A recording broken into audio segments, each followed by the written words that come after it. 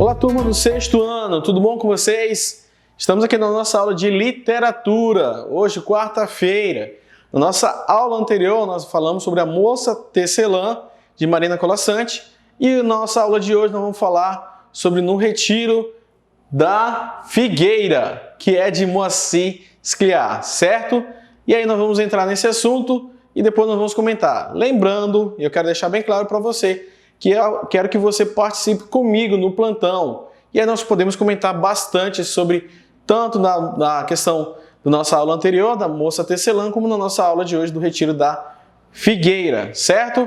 Vamos iniciar a nossa leitura? Vamos lá, vem comigo! E aí, para você não esquecer, eu sempre vou deixar aí para você não esquecer, por favor, o nosso título do livro, Contos Brasileiros Contemporâneos, de Julieta de Godoy Ladeira, certo? E outro detalhe, eu quero que você que não tem esse livro, venha na escola e pegue esse livro. Ainda tem livros aqui e nós estamos entrando no quarto bimestre e você precisa desse livro, certo?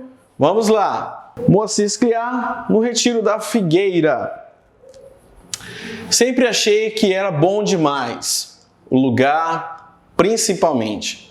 O lugar era maravilhoso. Bem como dizia o prospecto. Maravilhoso, arborizado, tranquilo. Um dos últimos locais, dizia o anúncio, onde você pode ouvir um bem-te-vi cantar. Verdade. Na primeira vez que fomos lá, ouvimos o bem-te-vi. E também constatamos que as casas eram sólidas e bonitas, exatamente como o prospecto as descrevia. Estilo moderno, sólidas e bonitas. Vimos gramados, os parques, os pôneis, o pequeno lago. Vimos o campo de aviação. Vimos a majestosa figueira que dava nome ao condomínio, Retiro da Figueira. Mas o que mais agradou a minha mulher foi a segurança. Durante todo o trajeto de volta à cidade, e eram uns bons 50 minutos, ela falou, entusiasmada, da cerca eletrificada, das torres de vigia, dos holofotes, do sistema de alarmes e, sobretudo, dos guardas. 8 guardas, homens fortes, decididos, mas amáveis e educados. Aliás, quem nos recebeu naquela visita e na seguinte foi um dos chefes deles. Foi o chefe deles, um senhor tão inteligente e culto que logo pensei, mas ele deve ser formado em alguma universidade. De fato, no decorrer da conversa ele mencionou, mas de maneira casual, que era formado em Direito, o que só fez aumentar o entusiasmo de minha mulher. Ela andava muito assustada ultimamente. Os assaltos violentos se sucediam na vizinhança.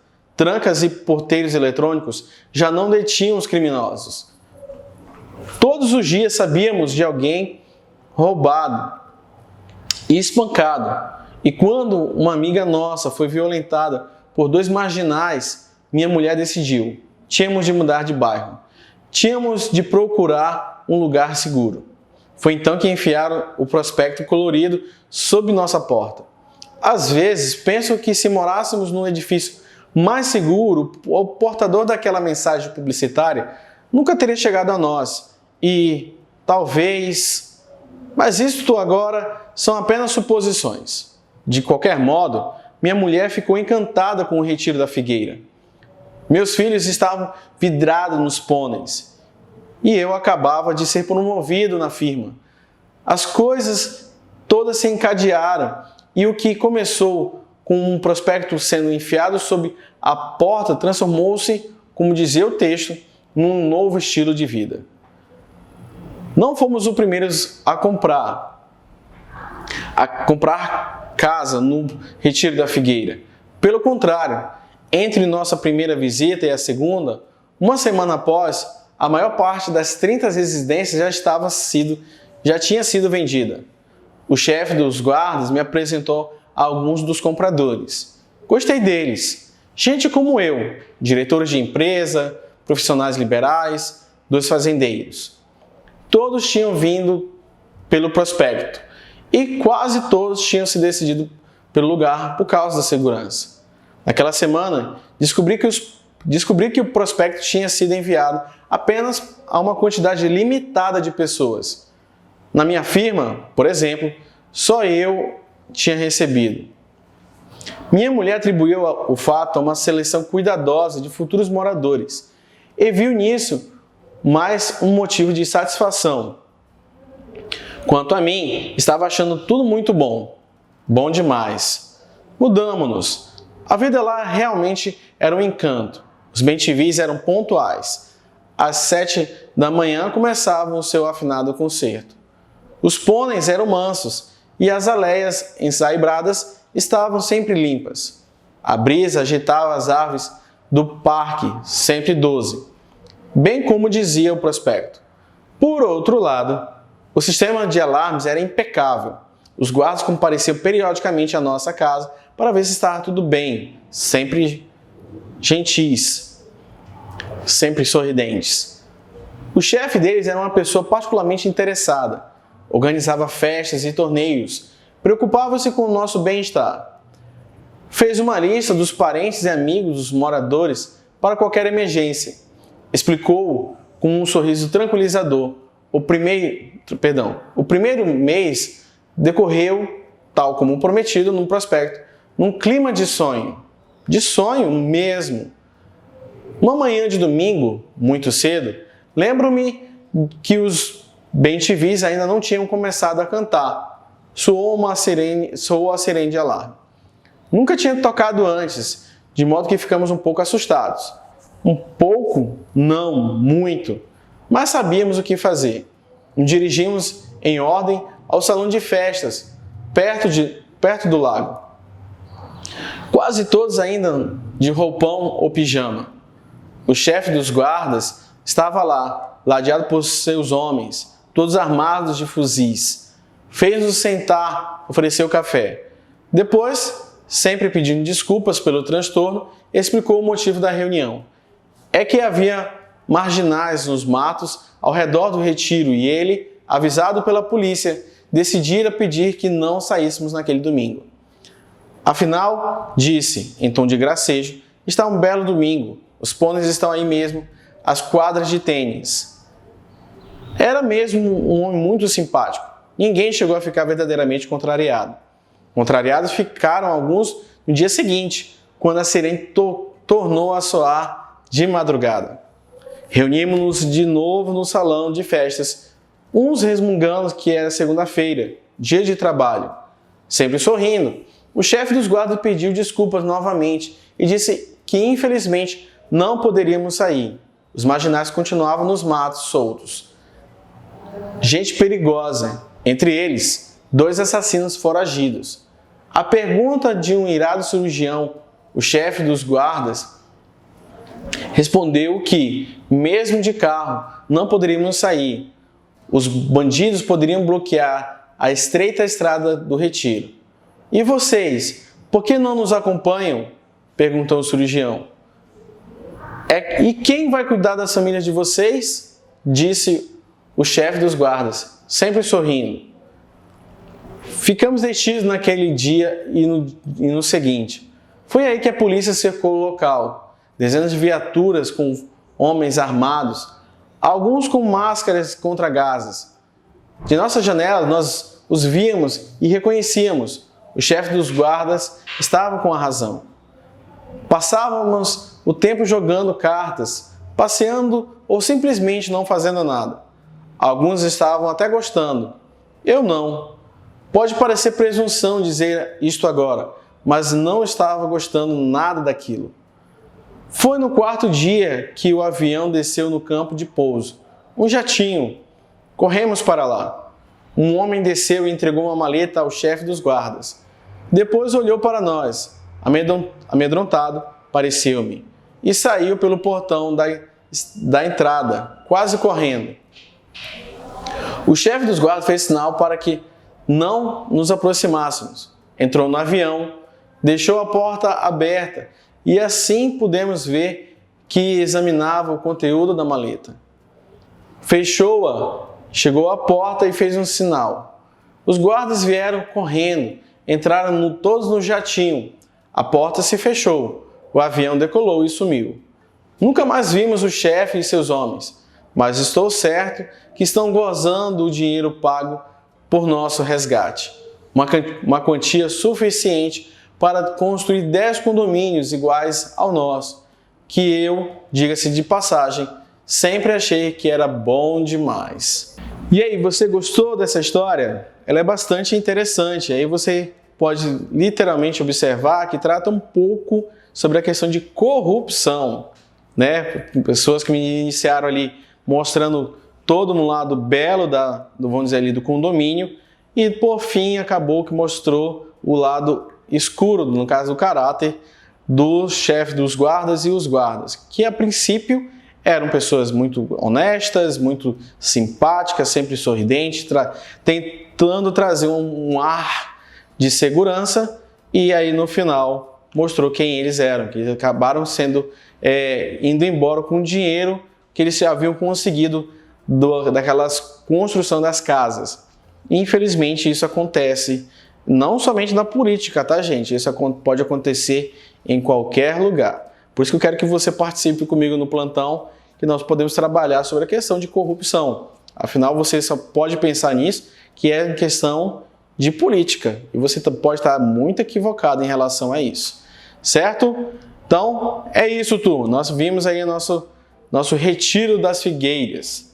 Retiro da figueira, né? Então, vamos para a nossa mensagem de hoje, para nós finalizarmos? Vamos lá. A mensagem de hoje diz assim, que é de um autor desconhecido.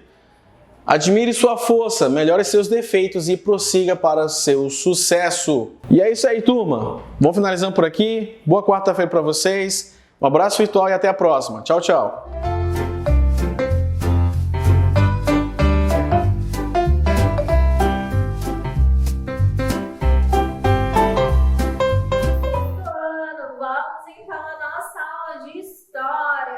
Na nossa aula de história de hoje, a gente vai seguir falando sobre o feudalismo, agora das páginas 11 a 15 do livro de história de vocês, tá bom? Vamos então caracterizar um pouquinho mais sobre o feudalismo. Olha só, eu vou deixar para vocês aí, antes disso, a correção, tá bom? Das páginas 3 e 6 da nossa atividade anterior, ok? Aí vai ficar para vocês. Muito tranquila essa atividade aí, tá bom?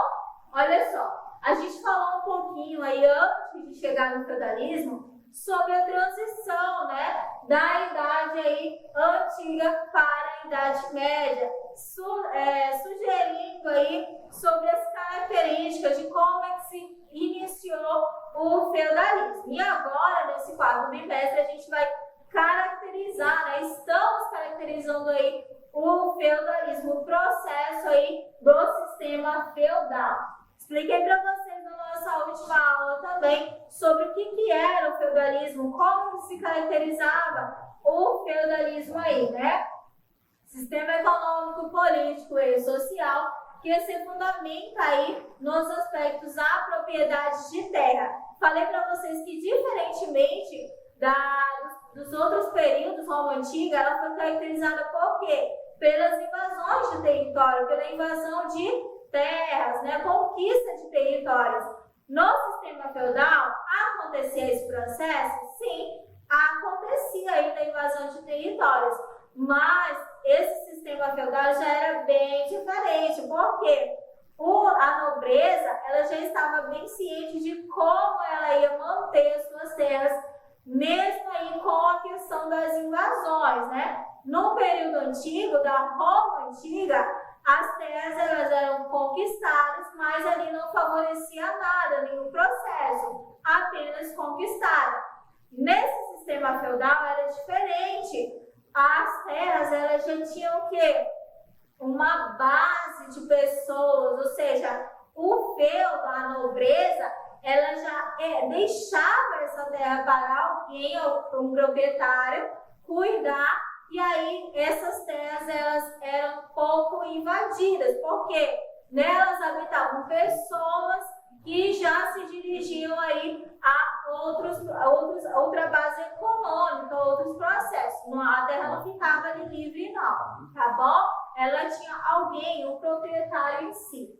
Aí esse sistema feudal, ele era, como é que era a base? A nobreza, ela deixava a terra para o proprietário, mas não significava que esse proprietário, ele era o dono dela não. A nobreza continuava sendo dono aí. Mas como é que eu conseguia essas terras? Se eu quisesse, por exemplo, a nobreza, ela não comprava, né? E nem vendia a terra. Como é que essa terra ela era dada a outra pessoa, herdada a outra pessoa, né?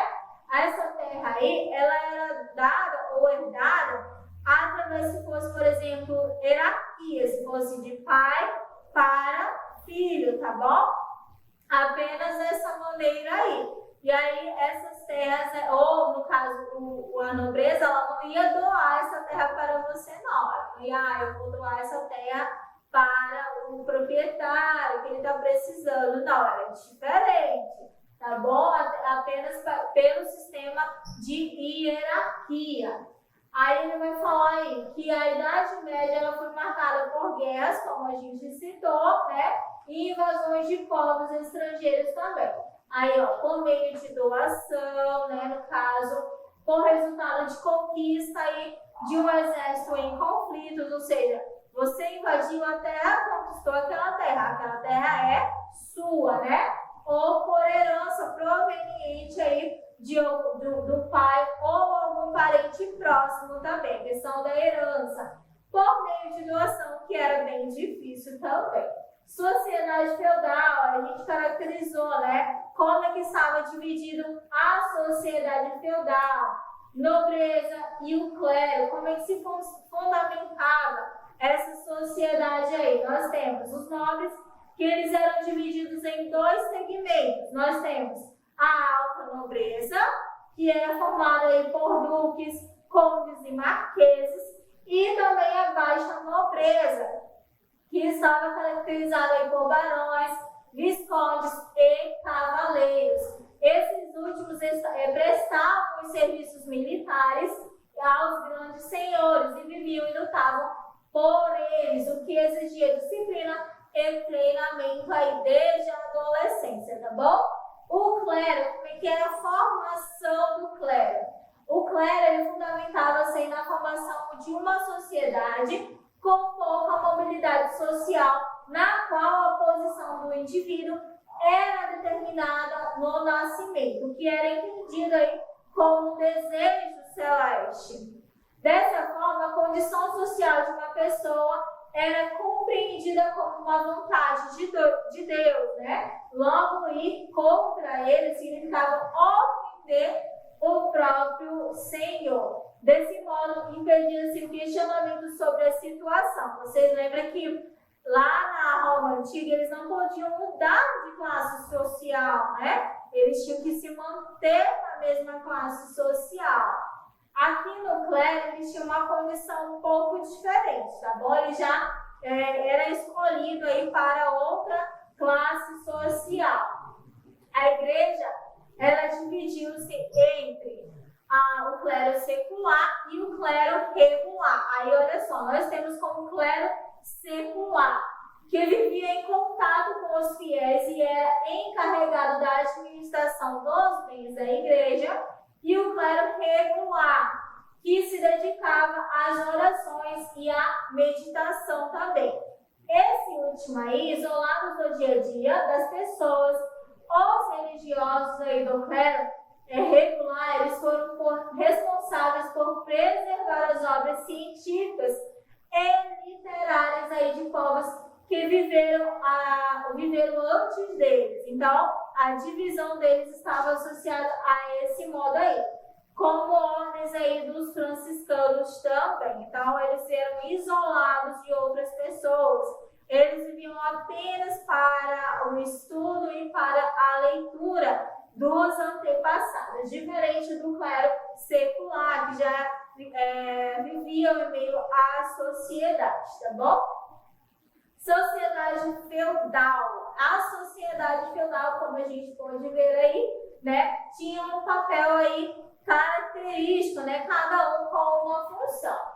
Em geral, na Idade Média, embora tivessem um papel social inferior ao dos homens, as mulheres, né, caracterizando a sociedade aí, as mulheres podiam exercer funções em áreas que iam da política à produção agrícola, diferentemente, né, como a gente viu na Roma Antiga, no período antigo. Em todas as classes sociais, o casamento ele era arranjado pelos pais ou pelos homens mais influentes da família.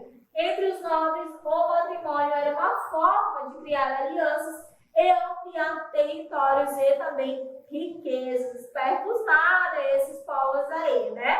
Então, a caracterização aí a característica das mulheres de antigamente era baseado nessas questões. Elas já podiam participar da vida social, política e também trabalhar em algumas áreas. Então, assim, estava dividido a sociedade feudal, tá bom? Como prática para casa, vai ficar aí as páginas 10, 12 e 15 do livro de história de vocês, ok? Por hoje é só, meus queridos, bom estudo e até a próxima aula.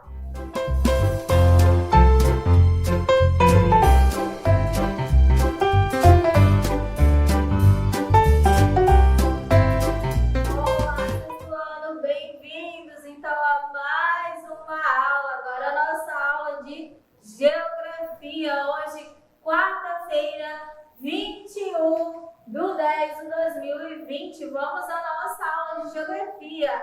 Continuando o nosso assunto aí sobre as águas continentais e subterrâneas. Agora, na página 8 a 15 do livro de vocês. Vamos dar continuidade aí falando, né, sobre esse processo de formação da água e também distribuição da água aí pelo nosso continente, tá bom? Vamos seguindo então, olha só. Na nossa última aula, a gente falou sobre o ciclo hidrológico, não foi? A gente relacionou aí o ciclo hidrológico sobre o processo de formação. Como é que funciona aí o ciclo hidrológico? Como é que se forma o ciclo hidrológico? Aonde se forma também esse ciclo hidrológico? Foi um assunto que a gente trabalhou na nossa última aula de Geografia. Todo o processo aí, né? Eu apresentei para vocês essa imagem, expliquei para vocês como que relacionava aí o ciclo hidrológico. Nós também falamos um pouquinho sobre a distribuição da água no planeta, né? Como é que funciona a distribuição dessa água no planeta. Agora a gente vai saber, dentro dessa distribuição, como é que ele está dividido, tá bom? A gente vai conhecer aí. Vamos lá, distribuição da água na Terra. Olha só, a maior parte da superfície da Terra é recoberta de água, que pode ser classificada em águas oceânicas salgadas, formadas aí de oceanos e mares, e águas continentais, que são as águas doces, tá bom? Constituída aí dos rios, lagos, geleiras e também as águas subterrâneas. Então a gente sabe como é que está essa formação aí. Dentro aí das águas, né, oceânicas e também nas águas continentais. Classificando aí os rios, como é que funciona? Os rios, eles são cursos de águas que fluem sobre o continente. Nos rios, ele é classificado aí como afluentes e subafluentes. Nós temos o rio principal, passando aí os rios afluentes e subafluentes. Olha só o esqueminha aí para vocês. Nesse esquema, nós temos um esquema aí no caso do curso do rio, né? Por onde é que ele passa aí? Nós temos a nascente, que é onde ele nasce. Passando pela essa nascente, a gente vai ter o rio principal, que é esse no meio. Dentro desse rio, no percurso desse rio, ele vai apresentar um afluente. Dentro desse afluente, ele vai apresentar apresentar o subafluente, que é outro rio que sai no rio afluente. Nesse percurso, a gente vai ter o leito do rio, né? Que é uma área aí onde vai abrir o rio para onde vai acontecer o quê? A foz, que é onde o rio deságua. Então, a gente tem a nascente, afluente, o leito do rio, o subafluente e também a foz. Mas não é só isso não, o percurso do rio não é só isso não. No outro esqueminha do lado, esse esqueminha tem no livro de vocês aí. A gente tem aí esse outro processo aí de como nasce o rio. A gente tem o escoamento superficial, que é o quê? Onde as águas elas vão infiltrar os poros das rochas, né? Por onde a água ela vai entrar. Aí a gente vai ter o processo de infiltração. A nascente, olha só. Como a gente pode perceber, professora, mas a nascente não tinha que estar lá em cima, a gente pode ter dois processos aí. A nascente ela não vai ser apenas aí do rio inicial, ela pode nascer aí nessas áreas aonde tem umas maiores altitudes. Nós temos aí o lençol freático também, é por onde a água vai escoar. Quero chamar a atenção de vocês dentro dessa área aqui. Nesse processo, né, ele vai acontecer o que, gente? O chamado ciclo hidrológico, tá bom? Tá acontecendo esse processo aí e vai ter o chamado ciclo hidrológico, como a gente viu na nossa aula anterior. Então, quero que vocês observem muito bem, tá bom? Esse processo aí de nascente, afluente, subafluente e a foz. A gente sabe que a nascente é onde o rio nasce e a foz é onde o rio deságua, tá bom? Dentro desse processo a gente vai ter o rio principal, o afluente e o rio subafluente também. Então, observem bem esse esqueminha que eu apresentei para vocês. Dentro desse processo, nós temos aí, citando o seguinte, que há rios que nascem de um lago, como a gente viu lá no esquema do livro de vocês, como o rio Nilo, situado no norte da África, ou derretimento das geleiras, como alguns afluentes aí, como no caso, o rio Amazonas, que nasce nas montanhas nevadas da Cordilheira dos Andes, no Peru, e atravessa aí toda a região norte, né, do Brasil. A maioria desses rios, ele desemboca em mares e oceanos, mas alguns desagam em lagos, como o rio Rames, que lança suas águas aí no lago Titicaca, no Peru, tá bom? Então a gente tem um exemplo aí que está apresentando para vocês, e esse exemplo também tem no livro de vocês, tá bom? Olha só, a gente tem no caso, a Cordilheira dos Andes, ele está apresentando, e a divisão, né? Bolívia, Brasil também. Então, esses rios Rames e o lago Titicaca, bem pequenininho aí, tá bom? Ele está apresentando esse esqueminha e esse exemplo para vocês, tá ok? E aí, como ele vai apresentar aí esse esqueminha, a gente tem vários outros exemplos de rios, né? Como no caso, o rio Madeira, né? Que é ele vem aí no caso do rio Beni. Quando ele está na Cordilheira dos Andes, o rio Madeira ele recebe o nome de rio Beni. Assim que ele deságua no Brasil, recebe o nome de rio Madeira, porque a gente sabe que rio Madeira ele recebeu esse nome devido à quantidade de madeiras aí que no caso, que vem junto, né, desse rio. Então, antes aí dele receber esse nome Rio Madeira no Brasil, tá bom? Ele aí tem esse nome de Rio Beni, ok? Seguindo aí a ação dos rios. Como é que é esse processo aí, professor? Vamos lá. Em todo o seu percurso da nascente em foz, os rios eles retiram, transportam e depositam materiais e também os sedimentos, que podem ser de areias finas a grandes blocos de rochas. Dessa forma, os rios constroem e destroem suas margens. Essa ação é chamada aí de erosão fluvial. Aí nós temos o exemplo, né, de como é a formação desse rio aí. Primeiro, o vale em V. O trabalho de erosão do rio ele é realizado tanto no aprofundamento do leito quanto no desenvolvimento das vertentes, ou seja, você vai ver que ele é um vale mesmo, né? O processo de deságua aí é a formação de um V. Seguindo aí, a gente tem o cânion ou garganta. O que é isso daí? O trabalho de aprofundamento do leito do rio é mais forte do que a formação das vertentes. Em geral, o cânion ele aparenta em áreas de rochas sedimentares, que oferecem pouca resistência ao trabalho das águas. Então, no vale em V, a gente pode ver que é uma área mais reta. No cânion, a gente pode ver que a formação dos sedimentos ele se dá aí através das próprias rochas.